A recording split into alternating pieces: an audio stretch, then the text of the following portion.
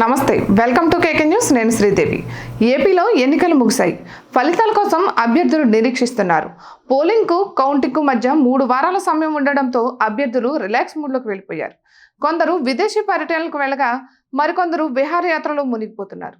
అయితే ఎన్నికలకు ముందే ఏపీకి చెందిన బీజేపీ సీనియర్లు కనిపించకుండా పోయారు. ఎన్నికల ప్రచారంలో కానీ క్యాంపెయినింగ్లో కానీ ఎక్కడా వారి జాడ లేకుండా పోయింది.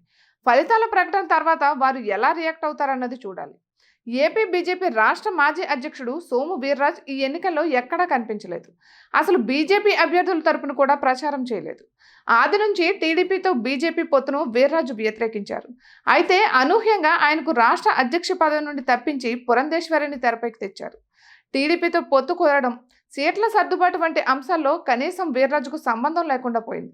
చివరకు సోము వీర్రాజు సొంత ప్రాంతమైన రాజమండ్రిలో పురంధేశ్వరి పోటీ చేసిన ఆమెకు మద్దతు తెలపలేదు.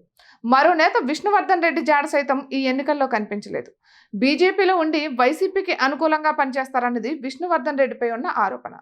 ఈయన కూడా టీడీపీతో పొత్తును వ్యతిరేకించారు. పొత్తుకు ముందు అనేక రకాల వ్యాఖ్యలు చేశారు. పొత్తు కుదిరిన తర్వాత హిందూపురం పార్లమెంటు సీటు గురించి ప్రయత్నం చేశారు. కానీ ఆయన ప్రయత్నాలు ఏవీ ఫలించలేదు. అయితే కూటమి మేనిఫెస్టో బీజేపీకి సంబంధం లేదంటూ సంచలన వ్యాఖ్యలు చేశారు.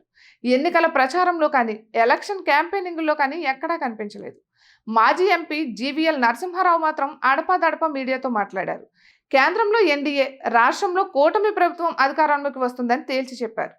విశాఖ ఎంపీ సీట్ను ఆశించిన ఆయన చివరి వరకు ప్రయత్నించారు.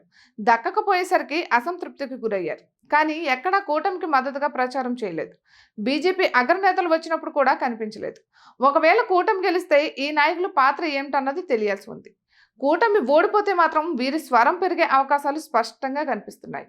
ఇక ఇటువంటి మరెన్నో వీడియోస్ కోసం కేకే న్యూస్ తెలుగు ఛానల్ని సబ్స్క్రైబ్ చేసుకోండి.